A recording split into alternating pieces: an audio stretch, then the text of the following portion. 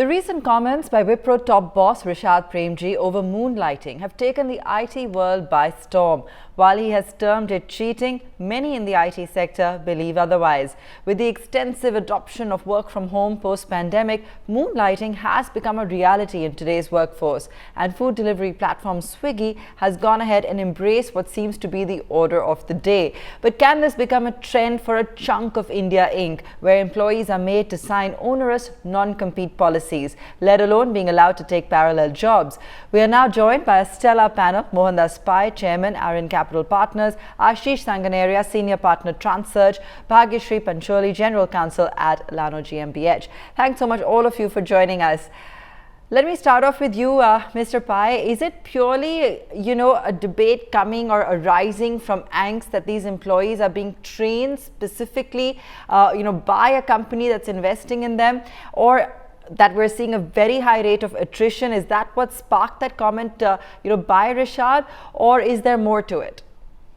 No, I think the surprise element to know that a lot of your people are doing moonlighting is what is scared of the shark, in my opinion. I mean, I've been talking about it for long, saying that quite possibly is happening, and that's one of the reasons for the reluctance of employees to come back to office. Because the employee point of view, you stay in the house, you've got technology, you work, and then you don't have to spend time on commute. See, commute is a big problem everywhere, 1 to 4 hours.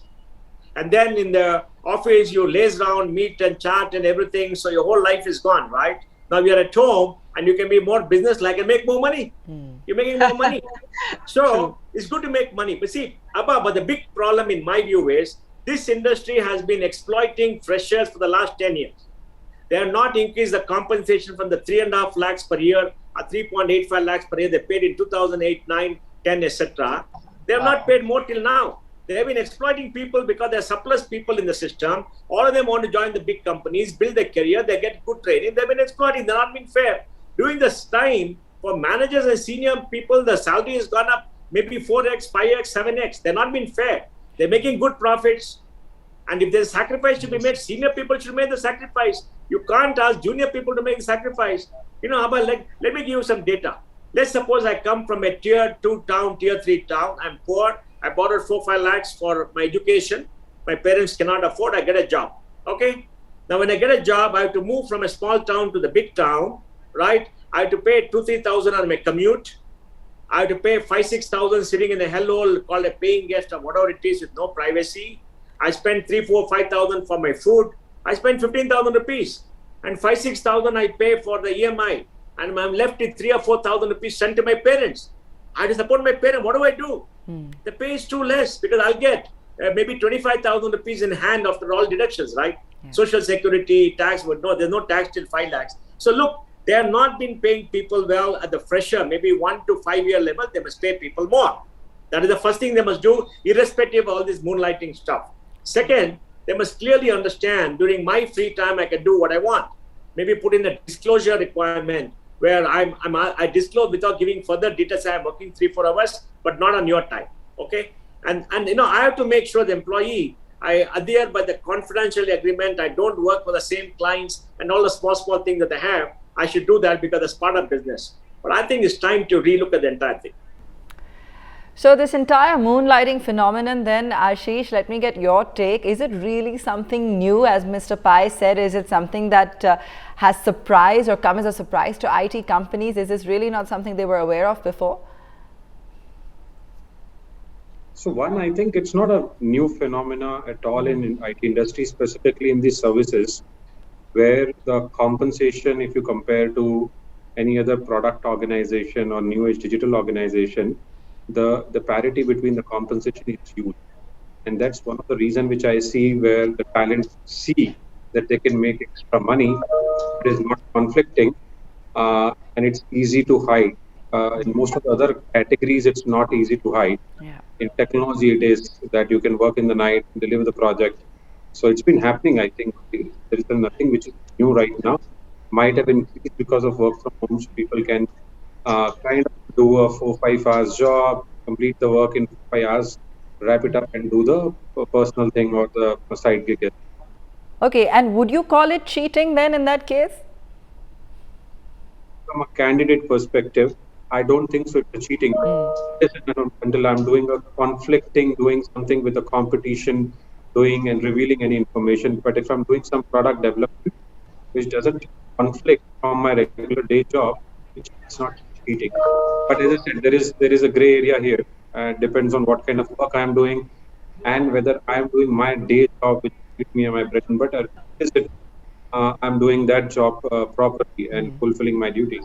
I think it's a question to answer and very, very difficult to answer.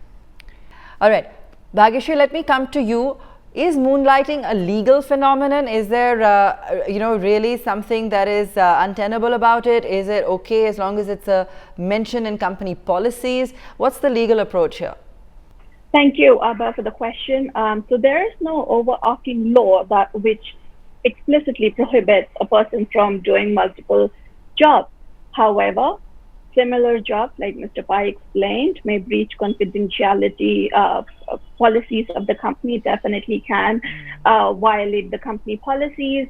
If the employment contract has any clause that specially prohibits an employee from moonlighting or taking up secondary employment, then it definitely violates that as well. The Indian Factories Act does restrict double employment, but many of the IT workers may not be covered under this act in many states. The reasoning behind this, that the full-time employment that we are talking about, employees tend to restrict because an employee is expected and required to spend the working time, energy, and the efforts for the benefits of employer or for employer's interest. And in light of this reasoning, many companies in India have actively prohibited moonlighting. I would like to also mention here that moonlighting is generally a very ambiguous concept. Many a times it is taken up as secondary employment. However, it could also be a contractual role. In that case, a company needs to distinguish between the two, what is allowed and what is not, whether secondary employment or dual employment is prohibited, or is it allowed unless there is no conflict of interest between the two companies where the person is supposed to work, or they can have one full-time employment and contractual employment or contractor roles are allowed.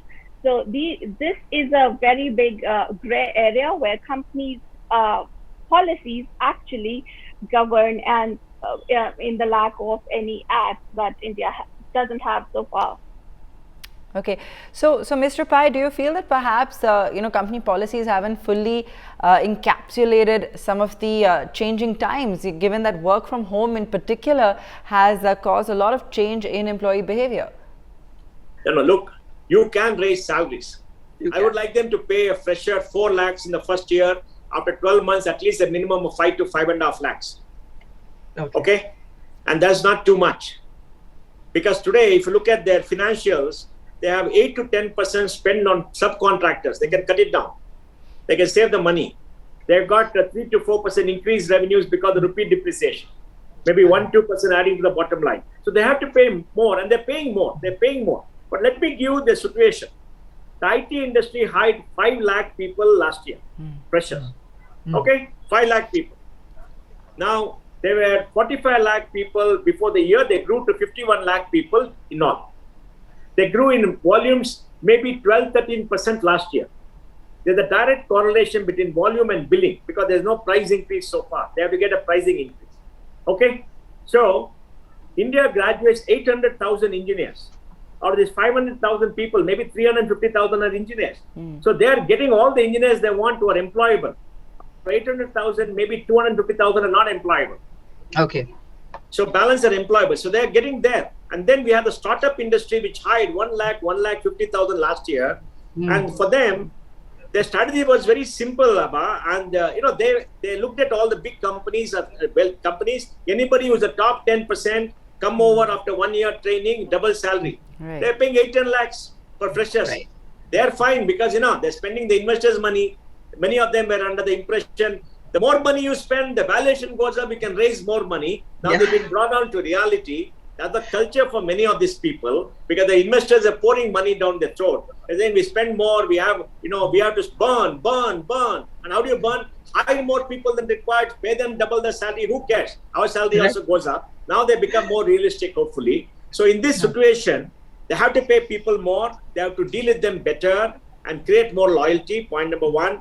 And point number two, look at the future. ABBA, this year and next year, industry will hire between 1.4 lakhs to 14 lakhs to 15 lakh people, including startup, including industry. So you're going to be full up. And please remember, India is the only source of large-scale human capital for technology for the world. Yes. When you have 51 lakh people, you grow at 10%, you have to hire 6 lakh people. Why 6 lakh? Because 50,000 will retire. They'll go away, they'll get married, have babies, they'll go away, they'll not come back to work, right? So you've got to fill the breach plus take care of volume growth. So you need 6 lakh people. 6 into 2, 6 plus 7, 13. And startup industry will hire 1-2 lakhs. So 14 to 15 lakh people will be hired. So it is time that you reorient your compensation policy, all your policies, and create a better connect to reduce attrition. And the cost of attrition, ABBA, is very high. It is $5,000 per person. Let me give you an example. If somebody leaves, you hire a fresher, you got to train them for 6 months. They're not billable. You got to pay salary for 6 months. You got overhead for 6 months. It's adds up to about maybe 3.5-4 lakhs. So if you're able to reduce attrition by 20% by paying more compensation, it's worth it. They must do the maths and take the risk. Okay, so Mr. Pai's view is quite clear there, Bhagyashree, in terms of the companies and what they can do in order to curtail this. But tell me, what do you feel are some of the remedies? I mean, you touched upon it in terms of a policy standpoint, but how do you really see this evolving now in the future? As we just heard, if it comes to this massive amount of hiring and opportunity in this space, how do you see things evolving? Definitely a good question. So on the contrary, we haven't seen a lot of cases where companies have actively pursued judicial remedies against employees who've been caught moonlighting. However, there have been instances where the Indian courts in the past have approved compliant termination of employees who were caught moonlighting. So it's nothing new. Having said that, some of the remedies would be first, checking with the company policy and what disciplinary action can be taken against an employee if caught. So the thing is that they have to actively have the evidence that a certain employee is moonlighting or has a secondary employment or has or is working as a contractor in a company which conflicts the interest of the company. Could be a competitor or could be another company where they are leaking sensitive, confidential information of the company. Sure. And when they have this evidence and they can accuse the employee, that they are doing this, then they can definitely go and knock on the doors of the courtroom. Having said that, I would not really say that legal remedy is the best, the most judicious way. Like we are seeing that a lot of IT workers are taking up contractual roles, and like the previous speaker said, they are doing it by the night. So I think what is the most prudent way is to manage the expectations of the employees. Definitely the company's policies need to take into account what the employees want. It shouldn't just be a policy drafted by the employer unanimously. And I'm so sure that when the employees and the employer have an open, honest conversation about secondary employment or contract or moonlighting, I think it would be a better way ahead. Having said that, the companies that recently did allow their employees to moonlight or basically take up secondary roles or employment, there's a fine print to it. So not all of them are permitted. There's no blanket sanction. So it comes with certain ifs and buts. And a lot of people missed out on reading that finer print. And that is, I think, where most of the litigation would lie. All right, that was a very insightful answer there, Bhagyashree. Thanks for that. Ashish, there has been a lot of pressure on these companies because of the high rate of attrition, of course. And as Mr. Pai was saying, while they have been hiking salaries, he feels that more can be done for the bottom of the pyramid. But what do you feel going forward? Do you think that perhaps companies are curtailed somewhat because of the kind of attrition that's taking place in the industry? So 2-3 reasons I think attrition. One, obviously the demand is high. And moving forward also, I think the overall technology development demand will continue to be high. India is a core among the world, not even in India, but core of the world. And the last couple of years, most of the offline companies, even any large offline companies, as building digital. So they also require a lot of digital talent, houses in Tata and Reliance, to name it. People are, everybody is coming up with their new digital properties, or they need digital intervention to do their traditional business. So demand supply gap is what I see, that the churn is there. And I think if you're smarter and you're upskilling yourself, in last few years, one thing which I also realized, that a services company, people who are doing coding, they're good in their basic logic and algorithms, and they can upgrade themselves and get a better job.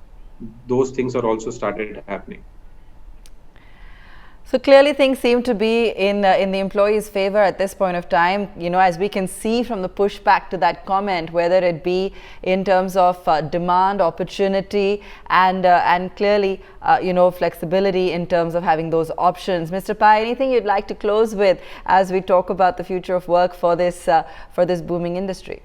IT companies are making good money. It's not that they're making less money, they're making good money.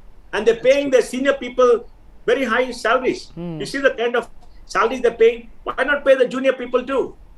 See, Abha, what disappoints me more, and I must say I'm really paying, is this is the industry which put people first, which took care of everybody, gave them great workspaces, gave them stock option, gave them to create a great industry. Over the last 10 years, the idea of looking after people in the bottom of the pyramid is gone.